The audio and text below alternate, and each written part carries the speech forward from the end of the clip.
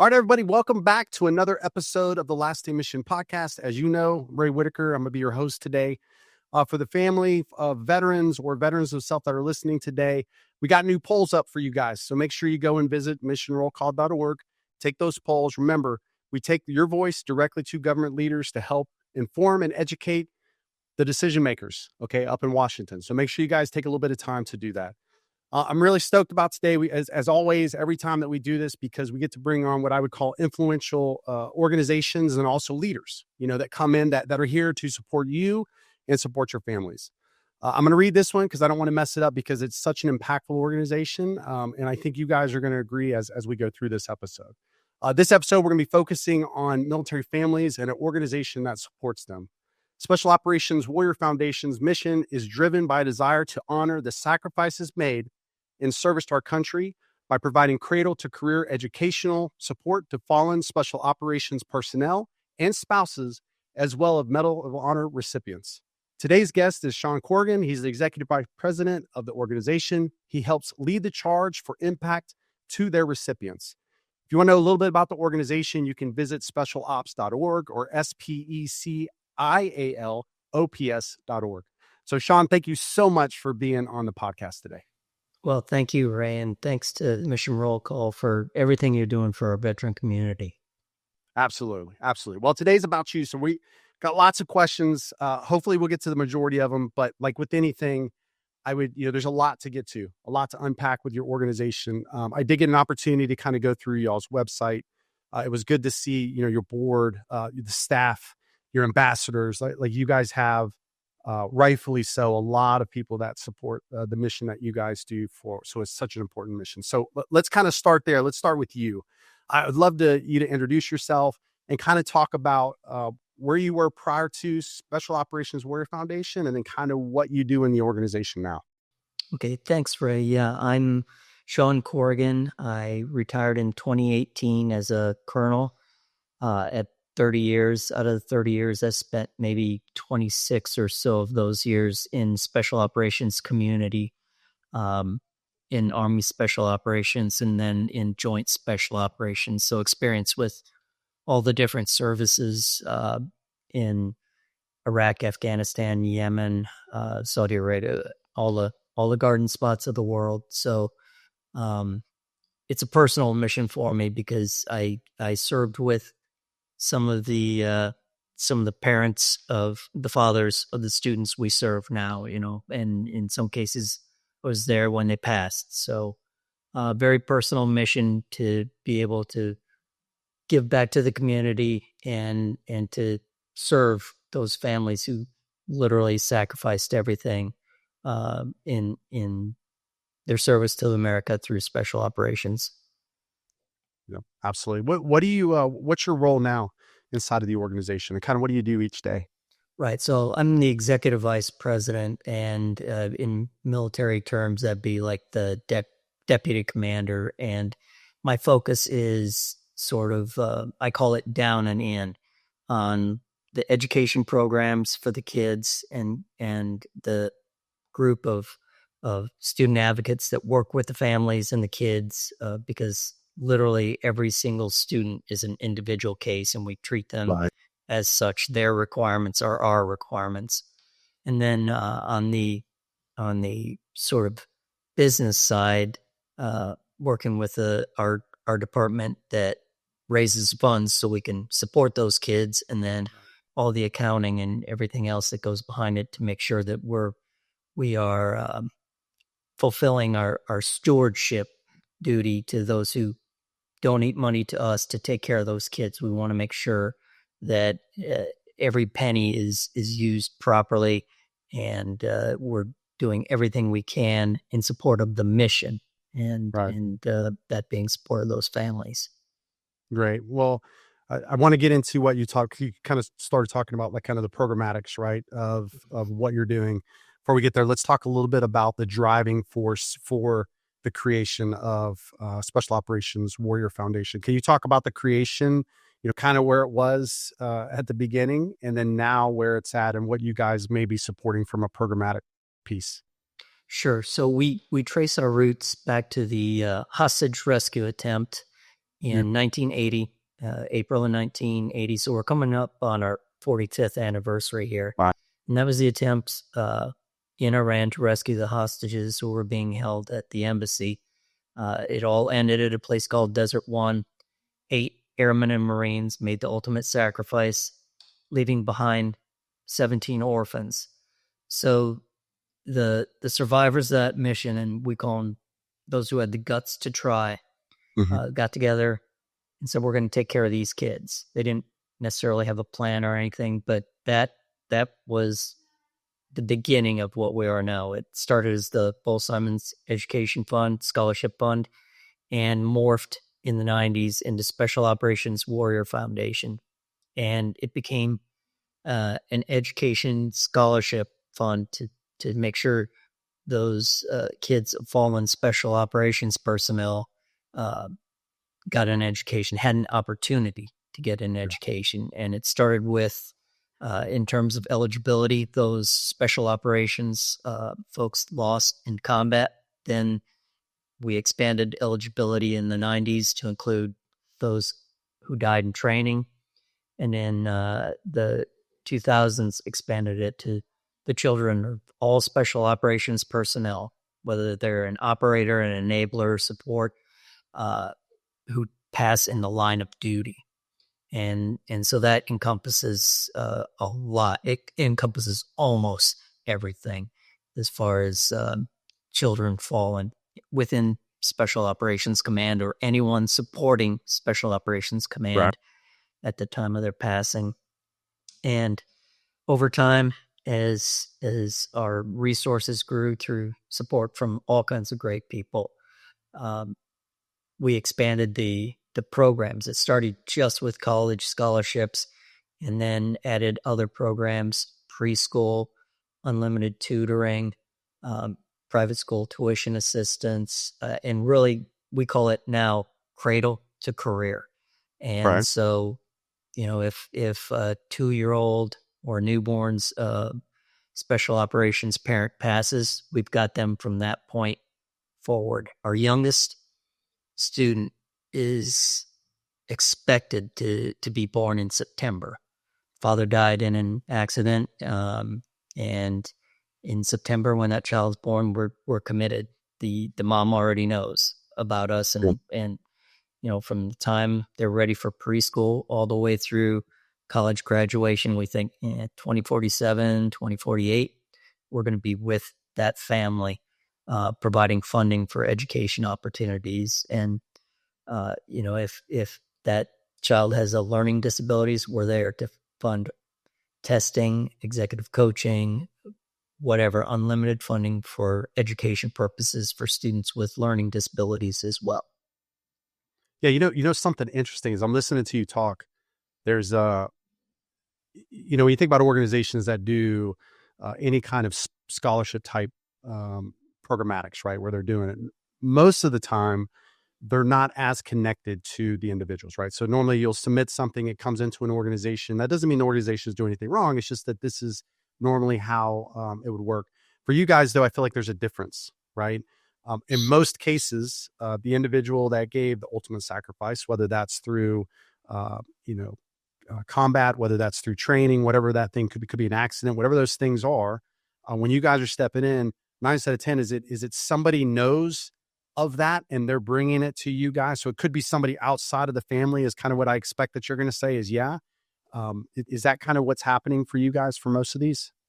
Right. So on the service members who die, U.S. SOCOM notifies us of that death. And as soon as the line of duty is established as line of duty, yes, we reach out to the family. So there's no application process. We reach out to the family and say, here's who we are, here's what we do.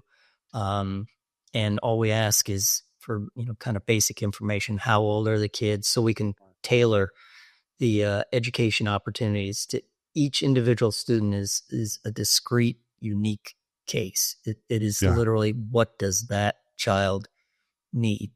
And we stay with them throughout, and as they grow, it becomes a real personal commitment. So it's not like $5,000 check goes out. It's whatever that school costs, tuition, room, board, travel, miscellaneous expenses. It's we've got 202 in college right now. That's 202 very unique situations. That's right. And doesn't matter if they want to go to an Ivy League school or if they want to go to a trade school and learn a trade. We're going to cover the entire expense of whatever career is their career of choice. That's the goal, is to get them to a meaningful career. Right. Yeah. No, that's yeah. And I think that's the point of my question, is that connectivity. And I even noticed, cause I've followed you guys for a long time, unfortunately lost friends, but one of the things I've noticed is that even after they've completed their, and they have connected into a career, which you guys celebrate, like there's a celebration that's happening for each individual. Again, there's a connective tissue there between you as an organization and them. You're still actually connected to them years after the fact, which is just such, it's sometimes it's the stuff that gets lost, right? It's even in the scenario we are now with war kind of coming down, you don't have as much going on. It's not talked about as much, right? That doesn't mean we still have service members out fighting the fight. It just means that we're not talking about it as much. So I applaud you guys for doing that the way you have, because it's a very personal time. And it's probably one of the hardest times it is the hardest time for the family, right? Is to lose any loved one, no matter who it is. So I appreciate the care and the effort that you guys put into it. And then of course your donors for taking the time to help fuel you guys so that you can adequately support it. So now when we talked about this initially, one of the other things that was added up there was not only for special operations, but there was kind of this inclusion of Medal of Honor recipients. And is that new? When did that kind of come in, and how does that work? Yeah, that came in about 2020 and really came to our attention. Sergeant First Class Ron Schur, Medal of Honor recipient from Afghanistan, had retired, and he was working for the Secret Service and diagnosed with terminal cancer and passed away. Now, by our criteria then, it required an exception to policy, which was an easy no-brainer for the board of directors. That was automatic. And then we thought, wait a second, what's available to Medal of Honor recipients in terms of education for their kids? And a few states have a few things, but not much. And so the board decided, well, we're going to open this up to the children of all Medal of Honor recipients, whether they were special operations or not. We're already covering the special operations ones, but whether they survived the event where they were awarded the Medal of Honor. And so that was really spurred by the example of Ron Schur, and it was another no-brainer for the board to expand eligibility to include all those children. And literally, we still have some Medal of Honor recipients who are having kids. Great, they're part of the family. Yeah, and so one of the things you said there was like a business-based kind of comment, which is you identified a gap, right? Which is that's really how all nonprofits come. There's something that is not being taken care of, whatever the recipient. Doesn't matter if you're a military space veteran, if you're individuals, it just doesn't matter. There's always, you're identifying a gap. So another example of, your expansion is based off of these gaps that happen. And then that connectivity really with the government and SOCOM is kind of a unique relationship. It's not that those relationships don't happen, because it is a natural in some spaces, but it is a little unnatural in some instances. But again, it shows that tight threaded group of, okay, service member, something happens. Okay, we now have a support system, because I think that's the one unique thing that SOCOM has done very well for the 30 plus years. It feels that we've had some sort of combat happening. They've realized that it's not the in-service things that are the hard parts. It's the after-service things, right? It's the disconnect. And then understanding we still have things to do, but we got to make sure that those that have been here in the past, and why I think recruitment and all of these things continue to be successful for special operations, is because the veterans that were in special operations in most cases are taken care of. Like there's somebody there they can go to, a care coalition, whatever. There's somebody there that they can reach out to. So the other, go ahead, Sean. Did you have something on that? Well, yeah, that's an incredibly important aspect, the partnership, and really it goes all the way back to when General Doug Brown was the SOCOM commander, and this idea that we have special requirements, we have unique needs, and we need a system to take care of these operators who would put all this training and effort.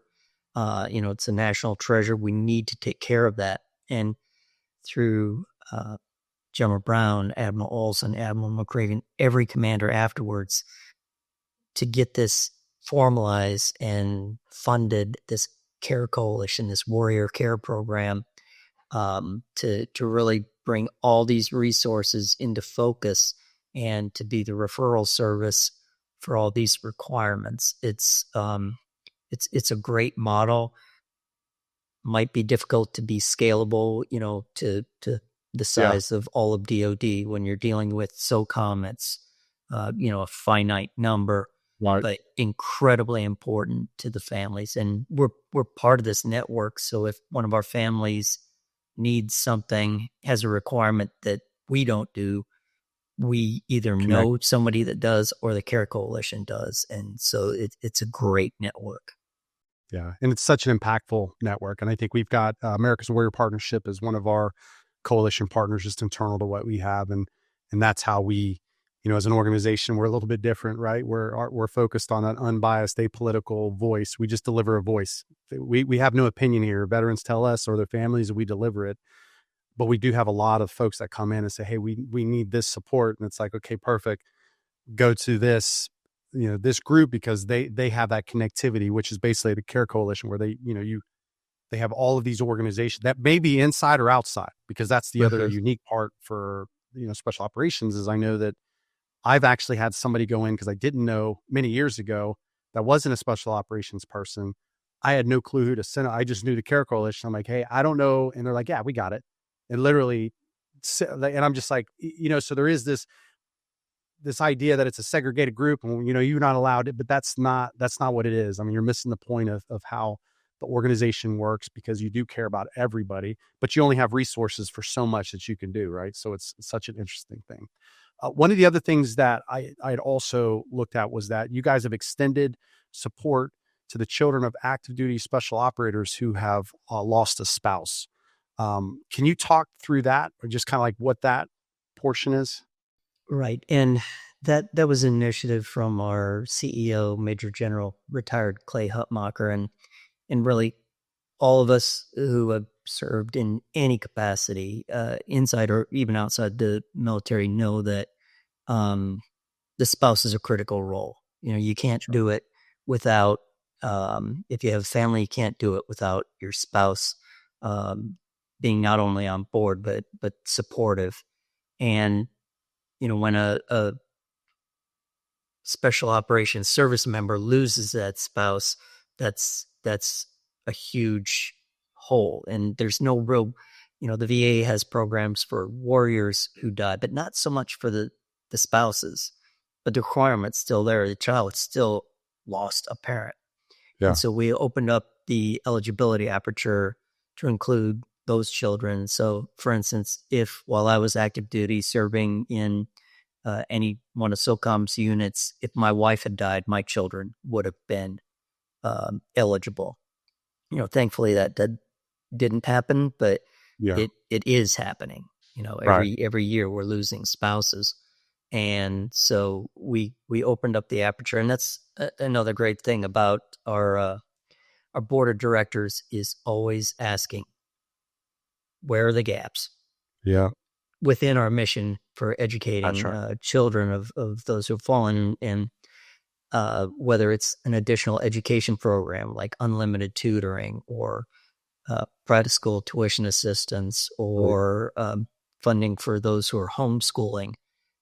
We've added all those things because the board is always asking that question. And our team that's working directly with the families are answering that question because they know it. They're asking, they're talking with the surviving spouses, the moms, and when the kids hit 18, they're talking to the kids, which they're not kids then, but Yeah. You know what I mean? Yeah, they're still our kids. Yeah. And that's how we kind of expand the programs to meet the requirements. Like before COVID, we really didn't know how many folks were homeschooling. And then after COVID, it was like more obvious, and how many were already paying for private school tuition assistance. And okay, we can help with that. And so that's a constant evolving. We sit down 3 times a year internally and, okay, how are we doing? Is there something else we should be doing? Are we keeping up with inflation, all that kind of thing, as far as the funding levels? So it's an ongoing introspective analysis of, are we doing everything we can within the space of our mission for these families that we're supporting? Yeah, and that kind of brings up I think the point for me, like that cradle to career, which you can see multiple times. You said it multiple times now. I saw it all through the website when I was reading through y'all's literature. What is the success that you're seeing from your seat of early age? And I know again, you guys have changed programs different ways, but what is the success for the loved one, the kid, the child, whatever that is getting the opportunity to go through this program? Because is there any kind of connectivity that's also happening on the backside with other children that have lost a loved one, right? So I don't know if you can kind of explain the importance of, think cradle to career, you just think the educational thing, okay, hey, we're just paying for college and that's it.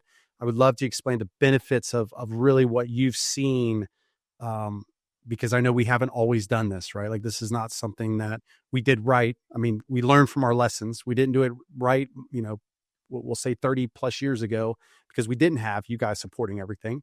But now that we are, what are those successes? What do they look like? And what are you guys learning from that? Right. No, the whole, for those who initially started with cradle to career, they'd be maybe 3rd or 4th grade, 4th or 5th grade by now, just from when we started. But the whole idea is build success from whenever they enter, because they enter the foundation at the age they are when their parent passes. So some are newborns, some are already in college. So the idea is just give them every opportunity to be all they can be. I'm old Army, so that's what I still go with. Be all you can be. Yeah.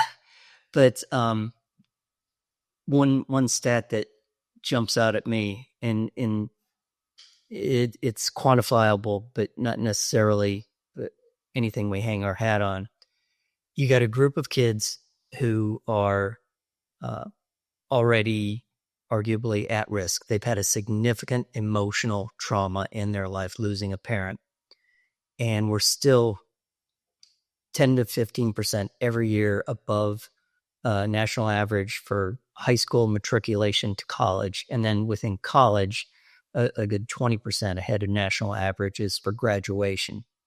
And, that's kids who have lost a parent.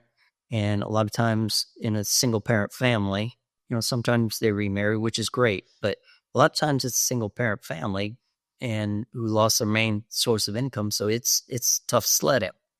And for those kids to be able to, us to help them to self-actualize and move forward.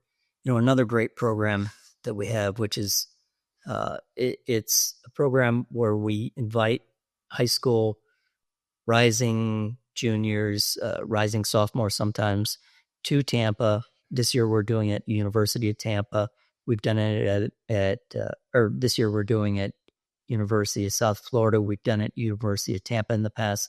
But we bring these high school kids together from all over the country, because the families are around special ops bases, but sometimes they move back to wherever their families are. Right. Bring them in from all over the country and spend a week talking with them about how to pick the right school for them, whether it's a big public university, small private school, trade school, and then how do you set yourself up for success to get into that school? Now and then some other things like basic personal finance, basic social media, things like that. But the main thrust is thinking about what school is right for them, and then the application process of how you get into that. But within that whole dynamic, you get all these kids who share something in common. They've all lost a parent. That's right. And some of them don't know anybody else like them besides maybe their siblings.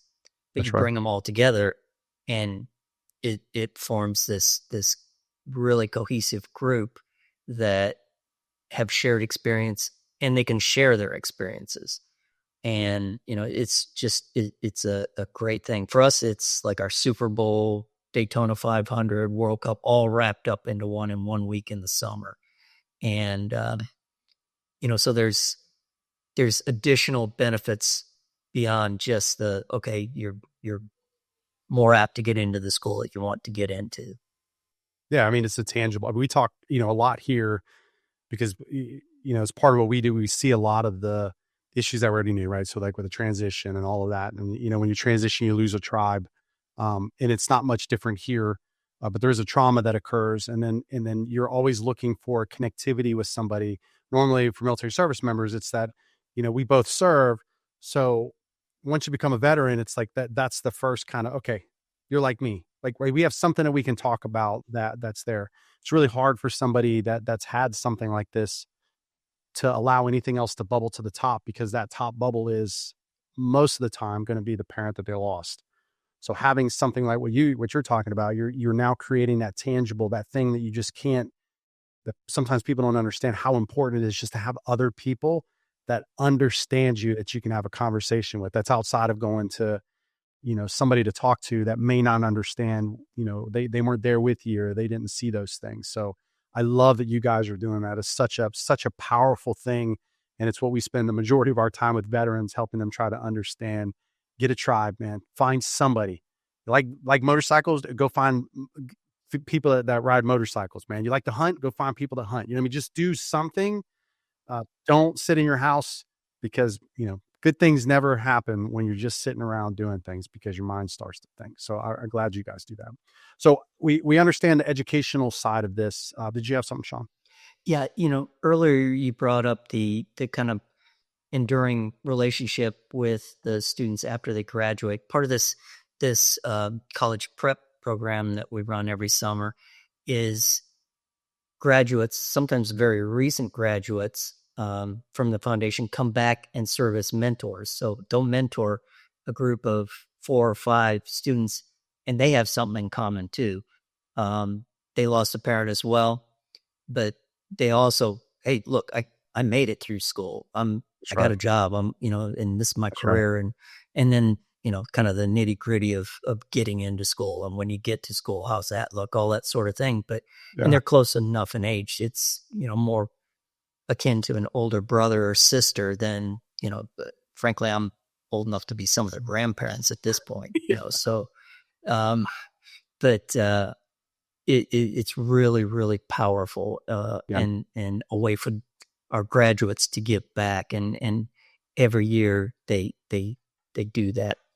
So it's really powerful. Yeah. It's the hope, right? It's the, I did it, so can you. I mean, that's such a powerful driver for, I think, people just in general, to know that you can do something because somebody else has done it. So that is awesome. I love that about, that was one of the things that I saw. I was like, oh man, I've got to bring this up because it's such an interesting thing, a good thing that you guys do. So we talked about the educational parts. We understand that, that cradle to career, kind of what you're doing, right? Different avenues, the different folks that come in. One of the other things that I kind of read through on here was like financial assistance and, the support to different things based off of. Can you talk a little bit about that financial assistance? Why you do it, who you do it for, and then any programmatics that are there. Sure. And, this is another program. It's a second mission. We have the education mission, and that's by and large the main effort. So the supporting effort is immediate financial assistance to severely wounded ill or injured special operations personnel. And this came about in 2006 because the board is always looking at, okay, where are gaps? What can we help with? And 2006, sort of in the middle to beginning of the surge in Iraq and still fighting in Afghanistan, losing a lot of folks, or also a lot of folks getting severely wounded and ending up at the regional base in Landstuhl for significant amount of time until they could be safe enough to be transported back. A lot of time at Walter Reed, and unfortunately some at Brooks Army Medical Center in San Antonio for the burn victims. But the need that was identified is, okay, these service members are being taken care of, but what about the family? How do they keep connectivity? How do they afford to go fly to Germany to be by their loved one, especially if it doesn't look like they're going to make it back home? So we began with a $2,000 stipend, and it's really, in 2006, it was a check to the service members that immediate next to kin, so they could, and with no strings, just here's a check, you do what you need to do with it. So if that meant plane tickets or flying grandma in to take care of the kids, or putting the dog in the kennel while you go off to Walter Reed for a week, and it grew, and we increased it over time to $5,000 per event, to $6,000 just this past year. Just inflation, cost of living, all that kind of thing. But and we expanded the eligibility for that from combat wounded to injured. Training injuries. Some of those are pretty horrific, and the recovery time is long. And then we expanded it also to illness, because some of the cancer treatments and things like that away from home base can be measured in months, not weeks. So we expanded that out to try to ease that financial burden on the families in places where the services, Army, Navy, Air Force, Marine Corps, are not authorized to do it. DOD doesn't have a mechanism to do it. And, so that's something that we can do to help out those families. And, if they're in the hospital for a long time, like, again, measured in months, multiple months, we'll just send them another check. It's to try to keep that family focused on the recovery of the service member and not have to worry about the financial drama that comes along with that. Yeah, and I think it's important, for somebody who hasn't lived through that, right, that may be listening, they may not understand, because it's really easy to go, well, they're a service member, like everything's paid for, like you're good. So I would love, Sean, like, to just talk through that. You hit on it a little bit with like plane tickets and stuff like that, but there's a lot of expenses that, DOD, like just things that are not going to get paid for. And it's why you guys are providing that assistance. Can you just give an example of that? Like, hey, here's just one example of what I'm talking about, the expenses that a family could have if this happens. Right. So we had a helicopter crash year and a half to 2 years ago now, in combat theater, and thankfully everyone survived. Don't know how, but they did. But 3 service members had significant brain injuries, and the best facility, by the medical opinion, was to bring them here to Tampa to the James A. Haley Polytrauma Unit Veterans Hospital instead of a DOD hospital, Veterans Hospital. Well, that's a long way from Fort Campbell, Kentucky. That's and right. You're talking about a recovery that's literally measured in 6 months at a time. So family is homeschooling, and, you have the choice of don't see dad for 6 months, or they can come here and, like, the Fisher House is going to take care of him that way. But other expenses, just living expenses, being away from home. And again, other examples of, I want to go see my husband before he passes at Landstuhl. Well, who's going to take care of the kids? You got to bring somebody in for that. And so plane tickets for grandma, and, you got to you got to cover the bills, and or a spouse who's working. Okay, I want to be with my spouse as they recover. I got to take unpaid leave. That's right. Who's going to cover that gap? So those are all, kind of specific examples that we've seen in the past of where that money goes. Yeah, no, that's great. Yeah. So it's just making sure that everybody listening understands there are the tangible. I mean, there's just the cost that you have to pay, driving from Fort Campbell or taking a plane that costs money. And that's an unexpected, you're always told have a little bit of emergency funds in the bank, but nobody thinks about the emergency being a loved one getting into a serious helicopter crash and then 6 months away, and then you're trying to figure this out, and you still have to kind of live life. And so I think you sum that up exactly right. There's a lot of these things you can't prep for. You don't know what's going to happen. So I know you guys are deeply committed to not only the families but also the legacy of our fallen warriors. Can you talk through what you guys are doing for that, honoring the legacy of our folks, through their families and just in general? Sure. Yeah. And, one of the things that we also have we call it college to career program and some other partnerships. But one of the things that we try to do, we don't do it with the high school kids, but we do it with the college age kids who are about to graduate. Right. We'll take them to the so-called memorial. And, Right.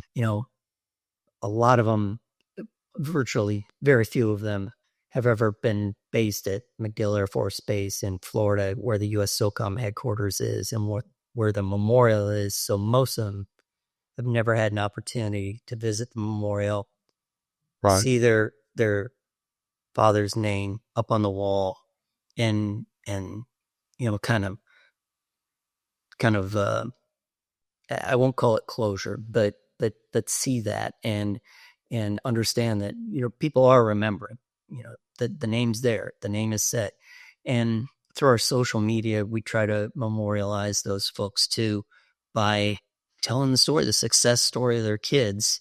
That in 2006, Sergeant First Class Jones, fake name, but Sergeant First Class Jones died in OIF.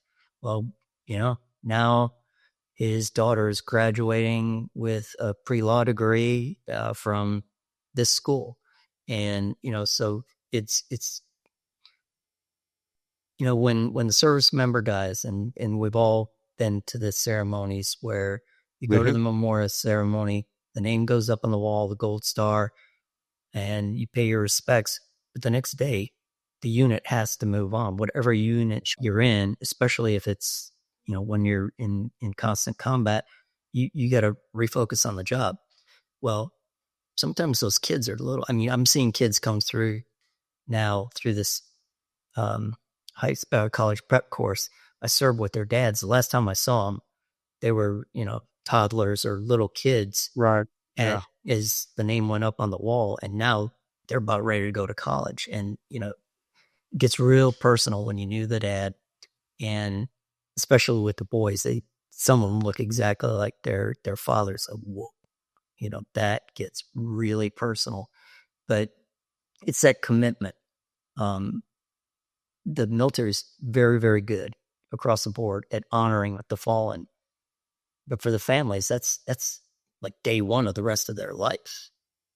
And right. And so we're trying to honor their sacrifice through the success of their children. Well, good. And I'm going to put you on the spot here. And it's going to be hard for you because I don't think that you can tell me a story, because then you're picking one over the other. But I would love if you have a success story of any of the students that you're proud of. You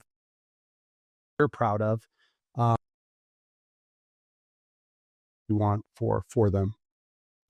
Yeah. And I'll caveat it by saying I did not personally know the service member, but he's kind of a legend, and a lot of people know his story. It's a SEAL named Adam Brown, overcame a lot of adversity in his own life to become a SEAL. And then once he was a SEAL, overcame some significant injuries that would have stopped most people, wounds and injuries that would have stopped most people in their tracks. And persevered, and then he was killed in combat. So his daughter just graduated from undergrad, and now and she graduated like a 4.0, just rock star student, and now she got a full ride scholarship to law school, and so that's one example. But I'm just as proud of the SEAL whose son went to underwater welding for his career. That's right. And That's right. He's doing great things in that world. So Yeah. that's the idea, is just get them to something that's meaningful to them, so they can self-actualize and really honor that sacrifice by providing all the opportunities possible to that child/student. Yeah, absolutely. So how can somebody's listening, general public, veterans, family members, businesses, how can they support you guys? What's the best way to get involved, to give back, so that we can continue to push through that legacy for those that you guys honor? Well, I would say our website's a great place to start, and that's www.specialops.org. And you can look at the different things going on. There's events all over the U.S. Literally, we're blessed to have a lot of folks all over the U.S. working hard to support our families. So there's events out there. You can volunteer, you can participate. But I would tell you one thing is tell the story. The website's a great place to start. And as I said, we have events going, pretty much all year long, all around the country. A lot of them are focused kind of nearby special ops bases, but some are nowhere near, like Lake Geneva, Wisconsin. There's no special ops anywhere near there, but there's great American patriots up there who want to do something for the community, and they do every single year. Okay. And do you guys have because I heard you say volunteer. Is there an ability for folks to come in to help mentor? Is there some sort of mentor program or anything that you guys do at these events? There is. And the college to career, that's one opportunity. And we have a lot of folks come and help with that, because in the college to career program, you're talking about getting them ready to apply for jobs and that kind of thing. So mock interviews, resume prep, cleaning up social media, all that sort of thing. And then internships. That's a huge thing, because some schools or some colleges and universities are better than others at providing internship opportunities. But that is not to be underestimated, how important it is to get out there, try a job within your career field. And sometimes it's just as important to figure out what you don't want to do as what you do want to do. But that's right. Internships or even job shadowing for a day or two. And so all those are opportunities that, we welcome any help in offering, or even, career advice. Okay, I want to be a lawyer, and talking with a lawyer about what really is that? Is it like on TV or no? Or any other job, electrical engineer, you name it. Okay. Yeah. That's interesting. Okay. How do you see, just kind of like one final question, because you brought up another point. How do you see your mission expanding maybe over the next year or two, supporting special operations community? Well, we can already see the expansion because of the sort of increasing the aperture on eligibility. The numbers are growing, and we know that. And what we can't predict is major increases due to a regional or a general conflict. All the actuarial data goes out the window if we get into a fight somewhere. And we did see that during the 20 years of Iraq, Afghanistan combined. So we're always prepared for that in the back of our minds. But in terms of expansion of programs, there will always be incremental changes to funding by virtue of inflation and things like that. We relook that for things that are capped, like preschool and private school tuition assistance. We've capped our contribution to that, but we always reassess that. But others, like college funding, that's unlimited. Wherever you get into, that's what we're paying for. So that will expand just because we'll have more kids in college, and college expenses are bound to go up. But in terms of additional education programs, our Students with Disabilities program is growing because more parents are